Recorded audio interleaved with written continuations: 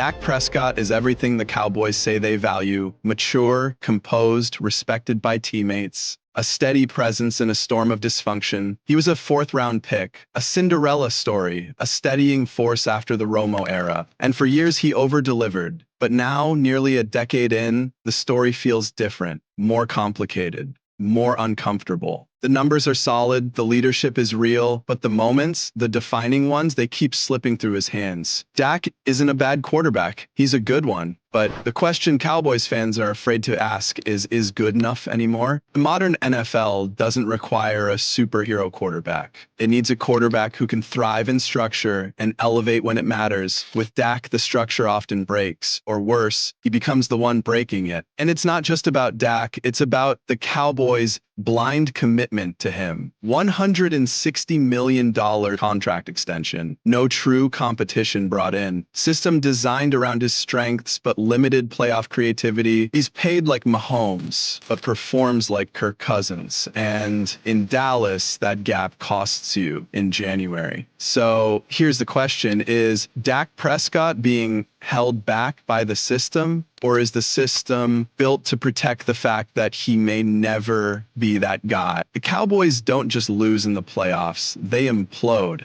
It's no longer a surprise, it's a pattern, a ritual, a blueprint of disaster. 2006, Romo fumbles the snap on a game-winning field goal attempt versus Seattle. 2014, Dez Bryant's controversial no-catch versus Green Bay. 2016, last 13-3 rookie season, lose to Aaron Rodgers and the Packers on a last-second field goal. 2018, lose in the divisional round to the Rams, run defense gassed for 273 rushing yards. 2021, final play versus 49ers, Dak runs with no timeouts, clock runs out. 2023, crushed 48-32 at home by Jordan Love and a young Packers team. These aren't just losses, they're collapses, and they almost always follow the same script. Cowboys enter playoffs hot, media hype surges, game day penalties, miscommunication, turnovers, clock blunders, no comeback, no poise, just frustration. In sports, patterns are rarely random, they're cultural. In Dallas, when pressure mounts, players tighten up, coaches hesitate, the moment becomes too big because they've never been trained to own it. Even when they have talent, even when they're favored, they don't believe.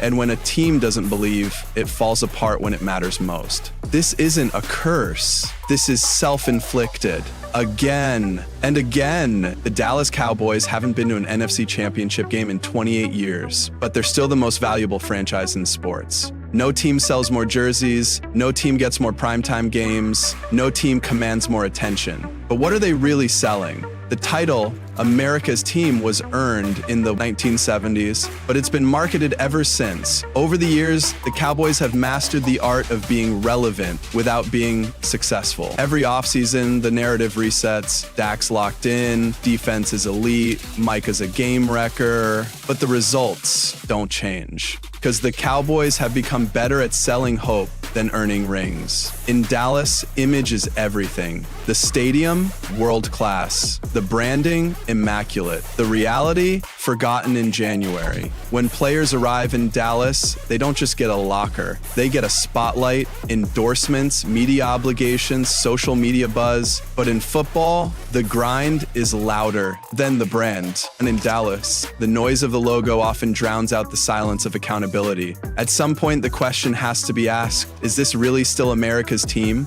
Or has it all been an illusion, built on nostalgia, not results? It's not just that the Cowboys haven't improved, it's that the rest of the NFC has evolved at warp speed. The NFC is no longer built around legacy, it's built on adaptability, on aggression, on vision. While Dallas leans on loyalty, branding, and internal hires, top NFC contenders are taking risks and reaping rewards. The 49ers evolve every year, bold trades, elite defense, creative offense. Dallas still trying to run the same formula from 2016. The Eagles build from the trenches out, draft for need, and move on quickly when things don't work.